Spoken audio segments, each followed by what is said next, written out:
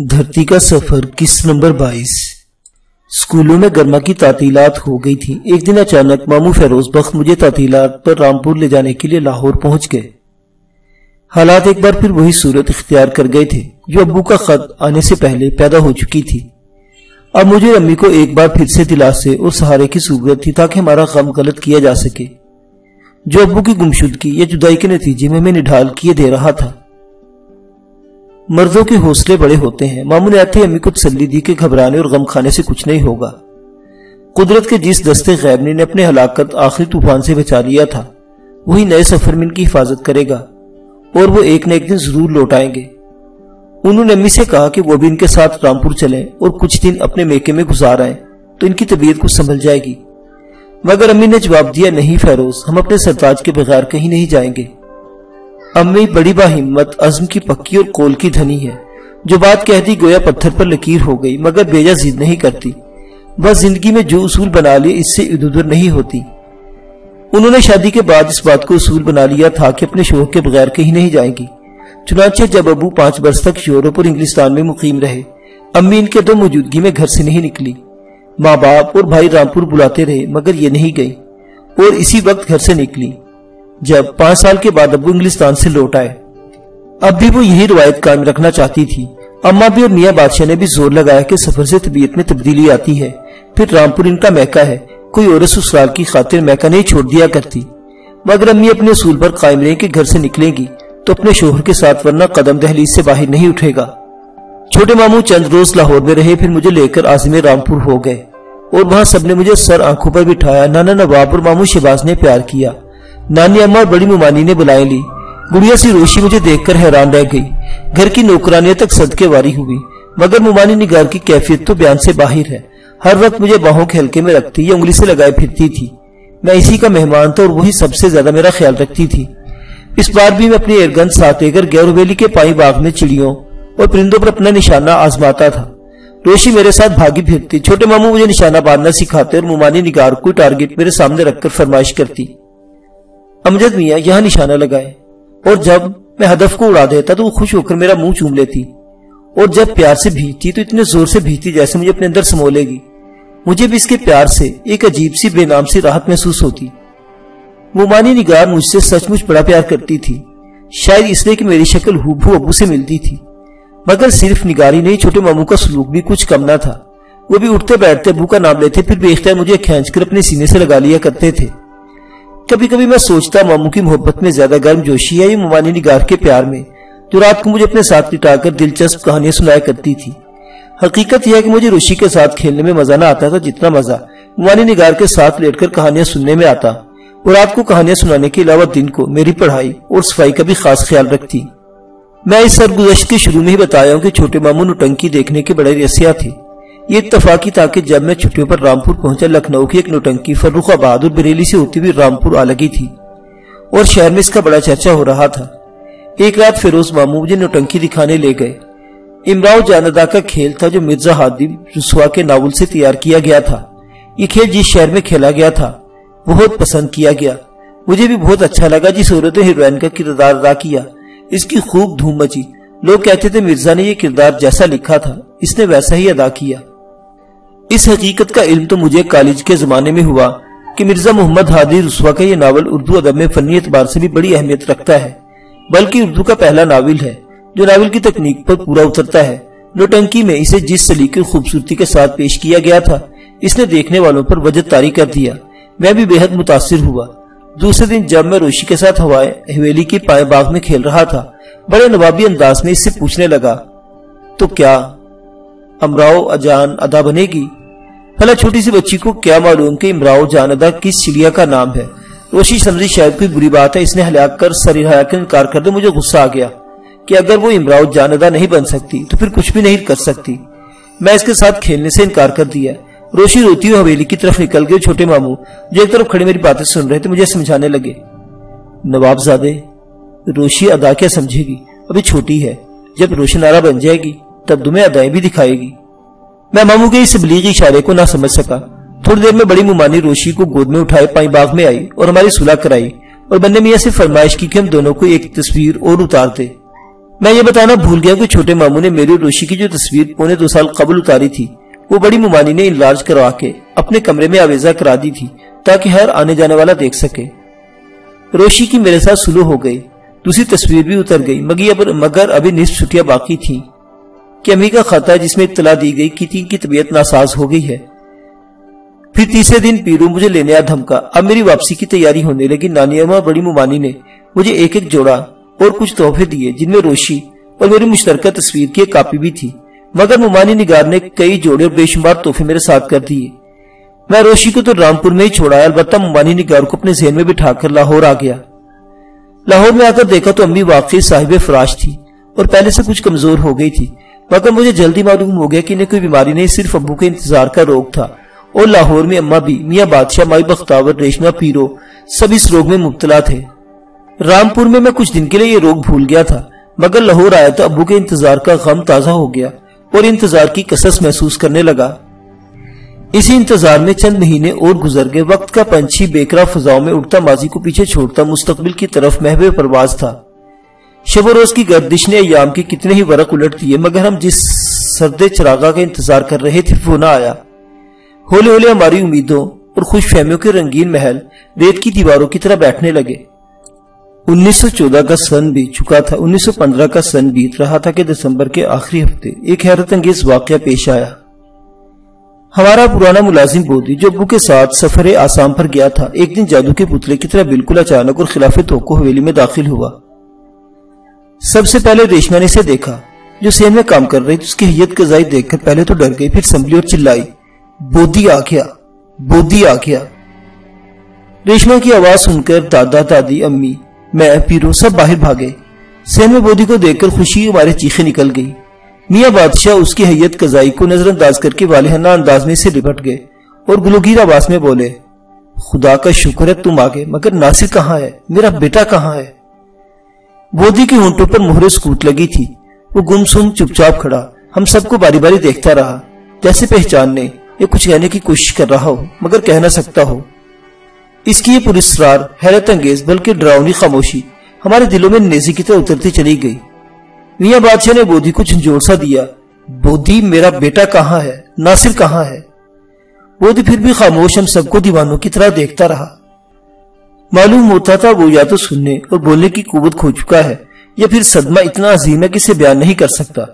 اس کی یہ مجنونانہ حالت دیکھ کر ہمارے کلیجے دھک سے رہ گئے اور اماں بھی اپنا مخصوص ورد کرنے لگی، اللہ خیر، مولا خیر۔ دادا میاں فرتے جذبات میں چلائے، کیا ہوا تمہیں؟ بولتے کیوں نہیں؟ اب بودی نے بولنے کی کوشش کی، اس کے ہونٹ پھڑکے مگر حلق سے ایک عجیب و غریب بے معنی خراہٹ کی آواز کے سوا کچھ نہ نکلا۔ اس کا مطلب یہ تھا کہ وہ اپنی قوت گویائی سے محروم ہو چکا ہے، اور یہ ایک ایسا لرزہ خیز انکشاف تھا جس نے ہم سب کو خوفزدہ کر دیا۔ امی تڑپ اٹھی، میاں بادشاہ دم بخود رہ گئے۔ حیرت کا وہ لمحہ کس قدر عجیب تھا کہ ابو کا جانباز نوکر اور وفادار ساتھی ہمارے سامنے کھڑا تھا مگر ہمیں کچھ بتانے سے قاصر۔ اس کے داڑھی اور سر کے بال بڑے ہوئے تھے، حلیہ بگڑا ہوا، کپڑے پھٹے ہوئے اور قوت گفتار گم ہو چکی تھی۔ اس کی حیت قضائی اور قابل رحم حالت دیکھ کر میاں بادشاہ کی آنکھوں سے بے اختیار آنسو بہ نکلے۔ ان آنسو کا نکلنا تھا کہ ایک بار پھر بودی کی ہونٹ پھڑکے، حلق سے بے معنی آوازیں نکلی۔ ان آوازوں میں ایک عجیب سی غراہٹ تھی، وہ ہمیں کچھ بتانے سے معذور تھا، ہم اس کا مطلب سمجھنے سے قاصر تھے۔ آہی وہ بودی تو ہرگز نہ تھا جو صحیح سلامت ابو کے ساتھ گیا، وہ چیتے کی طرح ہوشیار تھا۔ اس کی بے بسی اور دیوانگی دیکھ کر امی کی آنکھیں چھلک گئی۔ اچانک بودی کے حلق سے غراہی ہوئی چیخ نکلی، جیسے کوئی درندہ چیختا ہے، اور زمین پر ڈھیر ہو گیا۔ وہ بے ہوش ہو کے گرا تو سب کے دل پر چوٹ پڑی۔ دادا میاں، پیرو اور مائی بختاوری سے ہوش میں لانے کی تدبیریں کرنے لگے۔ اماں بھی کلیجہ پکڑ کر بیٹھ کر بولی، ڈاکٹر کو کیوں نہیں بلاتے؟ دادا نے فوراً پیرو کو اپنے خاندانی معالج ڈاکٹر عثمانی کی طرف دوڑایا۔ وہ جانتے تھے بودی میرے ابو نواب ناصر حیات کا انتہائی وفادار اور جانباز ملازم ہے، اور آسام کے سفر پر ان کے ساتھ ہی گیا تھا۔ سفر آسام کے سانحے اور غیر ملکی مہمانوں سمیت ابو کی پراسرار گمشدگی نے ان کے یار و احباب کو بھی بے حد افسردہ اور پریشان کر رکھا تھا۔ جب ڈاکٹر عثمانی نے بودی کی واپسی اور بے ہوشی کی خبر سنی تو بھاگے آئے۔ ان کی کوشش سے بودی تقریباً آدھے گھنٹے کے بعد آنکھیں کھول دی، مگر وہ ہوش میں آنے کے بعد بھی بیگانہ ہوش تھا۔ وحشت زدہ نظروں میں سب کو دیکھا پھر پہلے کی طرح چیخنے غرانے لگا۔ ڈاکٹر عثمانی اس کی حالت دیکھ کر دم بخود رہ گئے۔ بودھی کسی کو پہچانتا تھا یا نہیں؟ پہچانتا تھا مگر کچھ بتا نہیں سکتا تھا۔ ڈاکٹر عثمانی نے اس کا ہاتھ اپنے ہاتھ میں لے کر ایک خاص انداز میں دبایا اور پیار کے لہجے میں پوچھا، بودھی تمہارے صاحب کہاں ہے؟ اگر بول نہیں سکتے تو اشاروں سے بتانے کی کوشش کرو۔ مگر اس کے الگ سے چند غیر انسانی چیخوں اور غراہٹوں کے سوا اور کوئی آواز نہ نکل سکی۔ سب کا یہی خیال تھا کہ وہ بولنے کے ساتھ وہ سوچنے سمجھنے کی قوت بھی کھو چکا ہے۔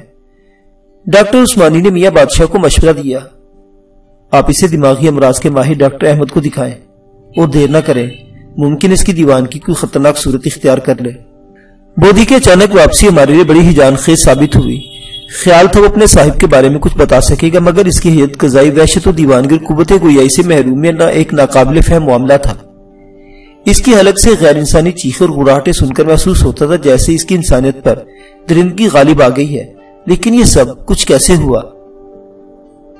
دادا ہر قیمت پر بودھی کا علاج کرانا چاہتے تھے، صرف اس لیے نہیں کہ وہی اپنے صاحب کے متعلق کوئی اطلاع دے سکتا تھا، بلکہ اس لیے بھی کہ وہ اس گھر کا ایک دیرینہ ملازم اور خاندانی کے فرد کی حیثیت رکھتا تھا۔ ابو کی طرح دادا میاں نے بھی گھر کے نوکروں کو کبھی خیر نہیں سمجھا، ان کے ساتھ عزیز ساتھیوں کو سب برتاؤ کرتے تھے۔ پھر بودھی کا علاج تو اس لیے ضروری تھا کہ وہ ہماری زندگی کی گمشدہ بساط کا سب سے اہم مہرہ تھا۔ دادا نے اسی وقت پیرو کو ساتھ لے بودھی کو تانگے میں بٹھا کر ڈاکٹر احمد کی طرف روانہ ہو گئے۔ میں اگرچہ چوٹھا تھا مگر ضد کر کے دادا کے ساتھ اگلی سیٹ پر بیٹھ گیا۔ بودھی نے کوئی مزاحمت نہیں کی، تانگے میں میں حیرت زدہ سا بیٹھا رہا۔ ڈاکٹر احمد بھی میرے ابو کو جانتے تھے بلکہ ان کے دوستوں میں شمار ہوتے تھے۔ انہوں نے بڑی توجہ سے بودھی کو دیکھا، اپنے مخصوص طریقہ علاج سے معائنہ کیا اور مختلف ذریعوں سے کوشش کرتے رہے کہ وہ کچھ بولے، مگر بودھی کے منہ سے غیر انسانی چیخوں غراہٹوں کے سوا کوئی لفظ نہ نکل سکا۔ ڈاکٹر احمد نے اس کی زبان کا بھی بغور معائنہ کیا۔ وہ اس بات پر حیران تھے کہ زبان میں کوئی خرابی نہیں ہے، نہ کوئی ایسی تبدیلی ہوئی جسے بولنے سے محروم کر دے۔ انہوں نے بودھی کی زبان کھلوانے کے لیے کئی نفسیاتی حربے اختیار کیے۔ ایک بار مجھے اٹھا کر اس کی گود میں بٹھا دیا اور اشاروں سے سمجھایا کہ مجھے پہچاننے کی کوشش کرے۔ بودھی مجھے بچپن میں اکثر بہت کھلایا اور ہنسایا کرتا تھا، مگر اب اجنبی نظروں سے مجھے گھورتا رہا۔ چند ساتھ اس کی نظریں میرے چہرے پر ٹکی رہی، پھر چیخ مار کر غراتا ہوا کھڑا ہو گیا۔ پیرو اور دادا نے صرف اور فوراً مجھے سنبھالا۔ اس تجزیے کے بعد ڈاکٹر احمد اس نتیجے پر پہنچے کہ بودھی کے ساتھ کوئی انتہائی خوفناک، انتہائی دہشت انگیز حادثہ پیش آیا ہے، جس کا اس کے دماغ اور اعصاب پر شدید اثر ہوا، اور اسی وجہ سے زبان میں اپنا طبیعی اور قدرتی عمل چھوڑ بیٹھی ہے۔ وہ کہنے لگے، جب حادثہ پیش آیا بودھی کے اعصاب کو غیر معمولی جھٹکا لگا۔ اس وقت کسی خطرناک درندے کا خوف اس کے دماغ پر چھایا ہوا تھا۔ یہ اس کی غراہٹیں اور اپنے کسی عزیز کی چیخیں سن رہا تھا۔ حادثے کے وقت وہی چیخیں اور غراہٹ اس کے ذہن میں بیٹھ گئی اور باقی سب کچھ بھول چکا ہے۔ خطرناک درندے کا نام سن کر دادا میاں کو وحشیوں کا وہ آدم خور دیوتا یاد آ گیا جس کا ذکر ابو نے اپنے آخری خط میں کیا تھا، اور بے چین ہو کر پوچھا، حادثے سے آپ کی کیا مراد ہے؟ ڈاکٹر احمد نے بتایا، کوئی غیر معمولی جھٹکا اور خوفناک واقعہ جو آنن فانن پیش آیا۔ شاید کسی درندے نے اس کے صاحب کو اپنی گرفت میں لے لیا اور ہلاک کر دیا، اور یہ اس کی کوئی مدد نہ کر سکا، کیونکہ اسی ساتھ زمین بودھی کے قدموں سے نکل گئی اور وہ خوفناک قدرتی جھٹکے سے اچانک کہیں دور جا گرا۔ اسی قسم کے بھیانک حادثے اور شدید جھٹکے اعصاب پر اثر انداز ہوتے اور دماغ کو معاف کر دیتے ہیں۔ ڈاکٹر کے ان الفاظ کے ساتھ میاں بادشاہ کو بھی اپنے حواس اڑے اور دھڑام سے فرش پر گرے۔ دادا کو گرتے دیکھ کر میرے اور پیرو کے ہوش اڑ گئے۔ ڈاکٹر احمد بھی بے حد پریشان تھے، مگر ان کی نظریں بودھی پر مرتکز تھی۔ غالباً میاں بادشاہ کی بھی ہوشی پر اس کا رد عمل دیکھ رہے تھے۔ بودھی کی آنکھوں میں حیرت کی کوئی لہر گزری جس سے اندازہ ہوتا تھا اس واقعے پر حیران اسے سمجھنے کی کوشش کر رہا تھا کہ کیا ہوا ہے، تاہم بے تعلق سا گمسم بیٹھا رہا۔ اس کے چہرے کا 2-3 لمحے بغور جائزہ لینے کے بعد وہ میاں بادشاہ کی طرف متوجہ ہوئے اور انہیں جلد ہوش میں لے آئے۔ دادا کی حالت دیکھ کر میرا دل ڈوبا جاتا تھا۔ چند منٹ کے اندر ان کے چہرے کی رنگت پیلی پڑ گئی اور آنکھوں کے سیاہ ہلکے ابھر آئے جیسے کسی طویل بیماری سے اٹھے ہوں۔ ڈاکٹر احمد نے کوئی مکسیج پلایا تو ہوش بحال ہوئے اور وہ کچھ کہنے کے قابل ہو سکے۔ ایسے موقع پر لوگ عموماً صبر و شکر کا مشورہ دیتے ہیں۔ ڈاکٹر نے بے ہوشی کا مطلب سمجھ لیا، تب ان کے حوصلے کی گرتی ہوئی دیوار کو سہارا دینے لگے۔ میاں بادشاہ، دنیا حادثات کی جگہ ہے اور کسی حادثے سے زندگی کا کاروبار نہیں رک جاتا، دنیا کے سارے کام چلتے رہتے ہیں، یہی قدرت کا نظام ہے۔ انہوں نے بڑے محتاط الفاظ میں صبر کی تلقین کی، مگر دادا نے ان کے الفاظ پر شاید توجہ نہیں دی۔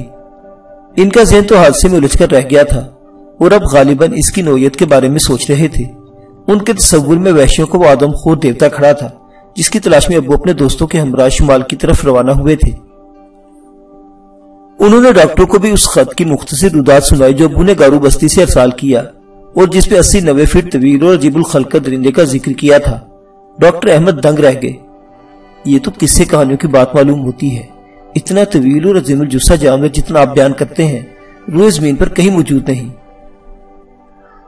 بودی بھی اس سفر میں ناصر کے ساتھ تھا۔ دادا بتانے لگے، میں اتنا جانتا ہوں یہ بڑے مضبوط اعصاب کا آدمی تھا، خطرناک سے خطرناک شیر اور بھرا ہوا ہاتھی بھی اس کے حواس مختل نہیں کر سکتا، مگر یہ اس حالت میں لوٹا ہے کہ اسے اپنا ہوش بھی نہیں۔ ڈاکٹر سوچ میں پڑ گئے، پھر بولے، میں تو کہہ سکتا ہوں جب حادثہ پیش آیا بودی کسی درندے سے بے حد خوفزدہ اور اس کی بھیانک غراہٹیں سن رہا تھا جو دماغ کے علاوہ اس کے پورے عصبی نظام کو مفلوج کر گئی، مگر درندے کے بارے میں کچھ نہیں کہہ سکتا۔ آپ کے بھگول اگر بودی غیر معمولی اعصاب کا مالک تھا تو ضرور درندہ بھی غیر معمولی ہوگا، پھر بھی میرا ذہن کسی ایسے درندے کے وجود کو تسلیم نہیں کرتا جو ہاتھی سے 5 گنا بڑا ہو۔ صرف بودی بتا سکتا ہے وہ بلا کیا تھی جس نے اسے دہشت زدہ کر دیا، لیکن فی الحال یہ کچھ نہیں بتا سکتا۔ کیا بودی کی یادداشت کبھی واپس نہیں آئے گی؟ میرے نزدیک کسی علاج کے بجائے اسے طبی عمل پر چھوڑ دینا چاہیے، شاید یادداشت خود بخود لوٹ آئے۔ یہ طبی عمل کب تک پورا ہوگا؟ 1 مہینے میں، 1 سال میں، ممکن ہے 8-10 سال بھی لگ جائے۔ دادا تڑپ اٹھے، ڈاکٹر خدا کے لیے بودی کی یادداشت لوٹانے کی کوشش کیجیے، میں معلوم کرنا چاہتا ہوں میرے بیٹے کے ساتھ کیا حادثہ پیش آیا۔ ڈاکٹر احمد کے جواب نے میاں بادشاہ کو لرزا دیا۔ کیا بودی کی بے زبانی اور دیوان کی وہ حادثہ بیان نہیں کر رہی جو آپ اس کی زبان سے سننا چاہتے ہیں؟ تو کیا؟ دادا آگے کچھ نہ کہہ سکے۔ میاں بادشاہ، جو حادثہ پیش آنا تھا وہ آ چکا اور خود بودی اس کا ثبوت ہے، آپ کو صبر اور ہمت سے کام لینا چاہیے۔ دادا کے چہرے پر شدید کرب کے آثار ظاہر ہوئے، آنکھوں میں پانی کی لہر چمکی، کچھ کہنا چاہتے تھے مگر کہہ نہ سکے۔ ڈاکٹر احمد نے کندھے پر ہاتھ رکھ دیا۔ آدمی تقدیر سے نہیں لڑ سکتا، تقدیر بھنور کی طرح بعض زندگی کو لے ڈوبتی ہے اور بعض کو ساحل پر تڑپنے کے لیے چھوڑ جاتی ہے، لیکن ڈاکٹر کے نزدیک زندگی کا فلسفہ یہ ہے کہ بہرحال جیتے رہو۔ آپ کے بیٹے پر جو حادثہ گزرا اس کا حل بودی ہی بتا سکتا ہے جو خود اپنے کرم میں مبتلا ہے۔ میں کبھی کبھی اس کا معائنہ کرتا رہوں گا، ممکن ہے اس کی یادداشت لوٹانے کا کوئی طریقہ سوچ جائے، لیکن سرے دست اس کا علاج ممکن نہیں۔ دیوانہ ضرور ہے مگر بے ضرر، اس کا خیال رکھیے۔ اس ہدایت کے ساتھ ڈاکٹر نے میاں بادشاہ کو رخصت کر دیا۔ میں ان کی ساری گفتگو غور سے سنتا رہا۔ دادا کی حالت دیکھ کے ابو کو پیش آنے والے حادثے کے بارے میں سوچ اور گمسم ہو کے رہ گیا۔ بودی کی اچانک واپسی سے جو امیدیں بندھی تھی تارے عنکبوت کی طرح ٹوٹ پھوٹ گئیں اور دست تقدیر نے ایک بار پھر ہماری خوشیوں کا گلا گھونٹ دیا۔ دادا نے میرا ہاتھ پکڑا اور اس ملاح کی طرح جس کی کشتی ڈوب چکی ہو ڈاکٹر احمد کے کلینک سے نکلے۔ پیرو نے بودی کو سنبھال رکھا تھا۔ اسی حالت میں ہم لوگ اپنی حویلی میں داخل ہوئے۔ پیرو بودی کو اس کے کمرے میں لے گیا۔ امی اور دادی ہماری طرف لپکی اور پوچھنے لگی، ڈاکٹر نے بودی کے متعلق کیا کہا ہے؟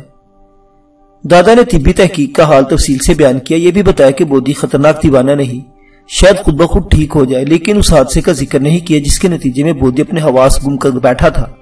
نہ یہ بتایا کہ ہمارا سرمایہ حیات وحشوں کے آدم خور دیوتا کی بھیٹ ہو چکا ہے۔ اس تفصیل نے جو دادا نے بیان کی دونوں کو مایوس کر دیا۔ اماں بھی تو وہیں چارپائی پر ڈھیر ہو گئی اور امی دیوار سے لگ کر نہ جانے کیا سوچنے لگی، لیکن دادا ہم سب کو سین میں چھوڑ کر چپ چاپ اپنے کمرے میں چلے گئے۔ میں نے بھی حادثے کے بارے میں سنی سنائی باتوں کا ذکر کرنا مناسب نہ سمجھا۔ حقیقت یہ ہے کہ میں حادثے کی نوعیت سمجھنے اور اس کے متعلق کچھ بتانے کے قابل نہ تھا۔ صرف اتنا سمجھا تھا کہ ابو کو کوئی حادثہ پیش آ گیا ہے، مگر یہ نہیں جان سکا تھا کہ حادثہ کیا اور کس طرح پیش آیا۔ بودی کی حالت دیکھ کر امی بجھ کے رہ گئی تھی، جیسے کوئی جلتی لکڑی یک لخت بجھ جائے، لیکن ابھی دھواں نہیں اٹھا تھا۔ زیادہ دیر نہ گزری تھی کہ اچانک ہم نے دادا کے کمرے سے سسکیوں کی آواز سنی۔ امی مجھے لے کر کمرے کی طرف بھاگی اور جو کچھ وہاں دیکھو اسے جگر پاش پاش ہو گیا۔ میاں بادشاہ دیوار سے سر ٹکرا رہے تھے، چپکے چپکے رو رہے تھے، آہو فغا کر رہے تھے، سسکیاں بھر رہے تھے، داڑھی آنسو سے بھیگ گئی تھی اور جو لگتا تھا جیسے کسی نے گھائل کر دیا ہو۔ ان کی حالت دیکھ کر بے اختیار میری چیخ نکل گئی۔ امی بھی چلائی، ابا میاں یہ آپ کیا کر رہے ہیں؟ دادا نے جو غالباً اپنے ہوش میں نہیں تھے پلٹ کر بہو کی طرف دیکھا۔ بہو کی صورت نظر آئی تو نڈھال سے ہو کر کرسی پر گر گئے، مگر آنسو روک سکے نہ پوچھ پائے، بس دونوں ہاتھوں سے منہ ڈھانپ لے اور سسکتے پگھلتے رہے۔ امی آگے بڑھی اور ان کے کندھے پر ہاتھ رکھ کر کھڑی ہو گئی۔ ابا میاں کیا ہوا، آپ رو کیوں رہے ہیں؟ دادا کوئی جواب نہ دے سکے۔ امی بے چین سی ہو کر بولی، ہم تو صرف آپ کے سہارے زندہ ہیں، اگر آپ نے بھی حوصلہ ہار دیا تو ہمیں کون سنبھالے گا؟ میاں بادشاہ نے یکلخ چہرے سے ہاتھ اٹھائے اور ڈوبتی آواز میں کہنے لگے، آج میرے سارے حوصلے ٹوٹ کے بیٹی، آج میرے دامن میں آنسو کے سوا کچھ نہیں۔ بودی کی واپسی نے وہ خوفناک حقیقت کھول دی جو ہم سے پوشیدہ تھی۔ امی حیران ہوئے، مگر ابھی تو بودی نے کچھ نہیں بتایا۔ اس کی بے زبانی سب کچھ بتا رہی ہے، اور میں نے وہ انکہی بات سن لی ہے جسے وہ الفاظ میں بیان نہیں کر سکتا۔ پھر تولے اٹھا کر اپنا بھیگا ہوا چہرہ صاف کرنے لگے۔ چند ساتھ چپ چاپ بیٹھے رہے، پھر اٹھے، بولے، بودی یہ بتانے کی طاقت کھو بیٹھا ہے کہ اس نے اپنی آنکھوں سے کیا دیکھا، مگر ڈاکٹر احمد نے وہ بات معلوم کر لی ہے جو اس کے صاحب کو پیش آئی۔ کیا پیش آیا انہیں؟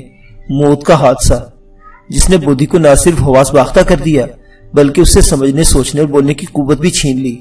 نہیں، امی چیخ اٹھی، ابا میاں خدا کی ایسے الفاظ اپنی زبان پر نہ لائیے، ہمارے جیتے جی موت انہیں اپنا لقمہ نہیں بنا سکتی۔ میں اپنے تمہارے دکھ سمجھتا ہوں انجمن بیٹی، مگر کیا کروں، اپنے آپ کو فریب نہیں دے سکتا، تمہیں کسی دھوکے میں نہیں رکھنا چاہتا، تقدیر نے ہم سے سب کچھ چھین لیا ہے۔ نہیں ابا میاں، امی روتی تڑپتی ہوئی بولی، ہماری امیدیں ہم سے کوئی نہیں چھین سکتا۔ جب بودی کوئی بیان دینے کے قابل ہی نہیں تو آپ نے اور ڈاکٹر احمد نے کیسے سمجھ لیا کہ وہ اپنے صاحب کو موت کے حوالے کر آیا ہے؟ بے شک وہ گویا ہی کھو بیٹھا۔ دادا کی آنکھوں میں پھر آنسو آ گئے، مگر اس کی خاموشی ایک کہانی بیان کر رہی ہے، اور ڈاکٹر احمد نے وہ کہانی پڑھ لی ہے۔ کیا پڑھ لیا ہے ڈاکٹر نے؟ جو بودی کی حالت بتا رہی ہے۔ بیٹھ جاؤ، انہوں نے کرسی کی طرف اشارہ کیا، میں تمہیں وہ بات سناتا ہوں جو ابھی تک نہیں سنائی تھی۔ امی کرسی پر بیٹھ گئی تو میاں بادشاہ گلوگیر لہجے میں بولے، تمہیں یاد ہوگا ناصر نے اپنے آخری خط میں غیر معمولی قد و قامت کے ایک خوفناک درندے کا ذکر کیا تھا جسے ویش اپنا دیوتا مانتے ہیں۔ ناصر اپنی پارٹی کے ہمراہ، جس کی رہنمائی گارو قبیلے کے سردار سولائی نے کی ہوگی، اسی آدم خور کو تلاش کرتا ویشو کی بستی میں پہنچ گیا ہوگا۔ ہو سکتا ہے ویشو نے پارٹی کو گھیر لیا ہو، یہ بھی ممکن ہے وہ لوگ کسی طرح آتشفشاں پہاڑ کی عقبی وادی میں داخل ہو گئے ہوں جہاں درندہ رہتا ہے، مگر اسے ہلاک کرنے کی کوشش میں خود ہلاک ہو گئے ہوں۔ ڈاکٹر احمد کا تجزیہ یہ کہتا ہے کہ بودی کا دماغ کسی غیر معمولی حادثے اور ایک زبردست جھٹکے کے نتیجے میں معاف ہوا جو انن فانن ظہور میں آیا۔ بودی نے کوئی انتہائی خوفناک منظر دیکھا اور غالباً دیکھا کہ آدم خور درندہ اس کے صاحب کو اپنی گرفت میں لے چکا اور انتہائی خوفناک آواز میں غرا رہا ہے۔ دوسرے لمحے اس نے کچھ اور بھی دیکھا اور شدت صدمہ سے نہ صرف اپنے حواس کو بیٹھا بلکہ کسی زبردست جھٹکے نے اسے دور پھینک دیا۔ یہی وجہ ہے کہ خوف اور غراہٹوں کے سوا بودی کے سینے اور کچھ نہیں رہا۔ اس کی دیوانگی اور قوت گویائی سے محرومی اس بھیانک حادثے کا نتیجہ ہے، اور ڈاکٹر احمد کہتا ہے کہ حادثہ ظہور میں آ چکا۔ امی نے یہ سب کچھ انتہائی دکھ اور کرب کے ساتھ سنا۔ ڈاکٹر احمد کے تجربے اور نتیجے پر کلیجہ تھام کر رہ گئی، مگر ذرا حوصلے سے بولی، آپ نے جو کچھ کہا، ہم نے جو کچھ سنا، یہ ایک مفروضہ کہانی ہے، قطعی حقیقت نہیں۔ کیا تمہیں اس کی کہانی پر یقین نہیں آیا؟ نہیں ابا میاں۔ پھر بودی کی دیوانگی کا کیا مطلب ہے؟ دیوانہ بودی ہوا ہے، لیکن دیوانگی کی باتیں ڈاکٹر احمد کر رہے ہیں۔ دادا نے چونک کر امی کی طرف دیکھا، مگر اسی دیوانے کو دیکھ کر میں ہوش میں آیا اور اصل بات سے آگاہ ہوا ہوں۔ ابا میاں، لوگ بہت سی ایسی باتوں پر بھی یقین کر لیتے ہیں جن کی کوئی حقیقت نہیں ہوتی، مگر کچھ باتیں دماغ سے سوچی جاتی ہیں، کچھ دل سے محسوس کی جاتی ہیں۔ ہم تو صرف اتنا جانتے ہیں کہ ہمارے سرتاج کو موت کا حادثہ پیش آ چکا ہے، تو ہمارے دل کی حرکت بند کیوں نہیں ہوئی، ہم مر کیوں نہیں گئے؟ امی کو ابو سے جو گہری اور بے پناہ محبت تھی، اور اس کا اندازہ میرے سامعین اس سرگزشت سے لگا لیا ہوگا جو میں اس وقت تک مختلف حوالوں سے بیان کر چکا ہوں۔ ان کا شمار دنیا کی ان عظیم عورتوں میں ہوتا ہے جو اپنے شوہروں کی زندگی اور سلامتی لیے کسی قربانی سے دریغ نہیں کرتی اور انہیں بڑا انسان بننے میں مدد دیتی ہیں۔ محبت اور تعلق کی یہ انتہا انہیں یکجان اور دو قالب کر دیتی ہے، اور جب کسی ایک پر مصیبت آتی ہے، دوسرے کا دل تڑپ کر اس کی گواہی دیتا ہے۔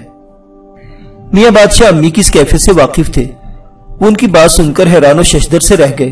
ایک طرف ڈاکٹر احمد کا نفسیاتی تجزیہ تھا جسے دماغ قبول کر رہا تھا، دوسری جانب امی کا دل تھا جو ابھی زندہ اور دھڑک رہا تھا، اور یہ ایک عجیب صورتحال تھی جس نے دادا کو دو حصوں میں تقسیم کر دیا، اور حیران تھے دماغ کا فیصلہ قبول کریں یا دل کا۔ اچانک امی پوچھنے لگی، اب امی آپ نے اس بات پر غور نہیں کیا کہ بودی درندے سے کس طرح بچ نکلا اور کم و بیش 2500 میل کا سفر طے کر کے لاہور تک کیسے پہنچا؟ اگر اس کے ذہن سے سب کچھ محو ہو چکا تو اسے پنجاب اور لاہور کا گھر کیسے یاد رہا کہ اپنی ساری یادداشتیں کھو چکنے کے باوجود تبت اور آسام سے ہوتا پنجاب آیا اور سیدھا اسی گھر میں داخل ہوا؟ یہ سوال بڑا اہم تھا۔ دادا نے کہا، یہی سب کچھ میں نے ڈاکٹر احمد سے پوچھنا چاہا تھا مگر پوچھ نہ پایا۔ شاید وہ یہی بتاتے کہ دیوانے لاشعوری طور پر چلتے رہتے اور اپنی منزل پر پہنچ جاتے ہیں۔ تمہارا کیا خیال ہے بدھی یہاں کیسے پہنچا ہوگا؟ یہ تو ہم نہیں بتا سکتے مگر بدھی کی واپسی اور بگڑی ہوئی حالت سے بس یہی اندازہ ہوتا ہے کہ ہمارے سرتاج کسی مصیبت میں مبتلا ہو گئے ہیں۔ امی اور کچھ نہ کہہ سکے اپنی بھیگی آنکھوں سے دیکھتی رہی، پھر بھرائی ہوئی آواز میں بولی، ابا میاں ان کے لیے دعا کیجیے، اولاد کے حق میں والدین کی دعائیں قبول ہوتی ہیں۔ میاں بادشاہ وہیں سجدے میں گر گئے اور بلک بلک کر دعا کرنے لگے۔ امی چند لمحے کھڑی نے دیکھ کر آنسو بہاتی رہی، پھر میرا ہاتھ پکڑ کر کمرے سے نکل آئیں۔ معزز سامعین حضرات، عجیب و غریب اور خطرناک سفر کی یہ داستان ابھی جاری ہے۔